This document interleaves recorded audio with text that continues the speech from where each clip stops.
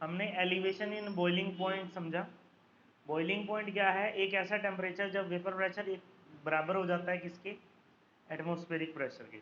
ये आपका atmospheric pressure है और ये आपका वेपर प्रेशर है।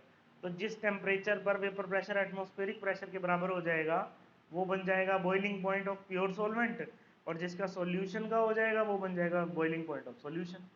तो यहाँ पर क्या है, बॉइलिंग पॉइंट में इंक्रीज देखा गया है, और वो इंक्रीज किस वजह से देखा गया है?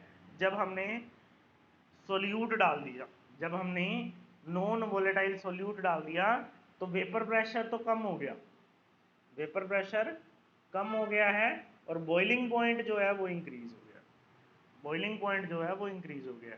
तो कितने से इंक्रीज हुआ है? वो होता है डेल्टा टीबी। कितने से इंक्रीज हुआ है उसको कहते हैं हम डेल्टा टीबी, और वो किसके बराबर है? के बी एम की, where K B is molar elevation constant and M is molality. M क्या है बेटा? मोलैलिटी। ये है एलिवेशन इन बॉइलिंग पॉइंट के बारे में। ये किसके बारे में है बेटा? एलिवेशन इन बॉइलिंग पॉइंट के बारे में। अगर किसी को देख लो, फ्रीजिंग पॉइंट क्या है? एक ऐसा टेम्परेचर, एक ऐसा टेम्परेचर जब सॉलिड और लिक्विड स्टेट जो है इक्विलिब्रियम में आ जाए। एक ऐसा टेम्परेचर जब सॉलिड और लिक्विड स्टेट इक्विलिब्रियम में आ जाए तो उसको हम फ्रीजिंग पॉइंट कहते हैं। अब एक केस है प्योर सोलवेंट का, जब प्योर सोलवेंट का सॉलिड और लिक्विड आपस में इक्विलिब्रियम में आ जाए वो हो गया फ्रीजिंग पॉइंट प्योर सोलवेंट का। जब सॉल्यूशन का लिक्विड और सॉलिड सॉल्यूशन का आपस में इक्विलिब्रियम में आ जाए तो वो हो गया फ्रीजिंग पॉइंट सॉल्यूशन का। तो ऐसा देखा गया है कि सॉल्वेंट की कंपैरिजन में सॉल्यूशन का फ्रीजिंग पॉइंट कम हो गया है, decrease in freezing point of solution as compare to pure solvent.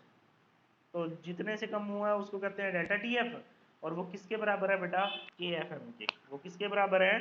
के एफ एम के। किसके बराबर है बेटा? के एफ एम। यस।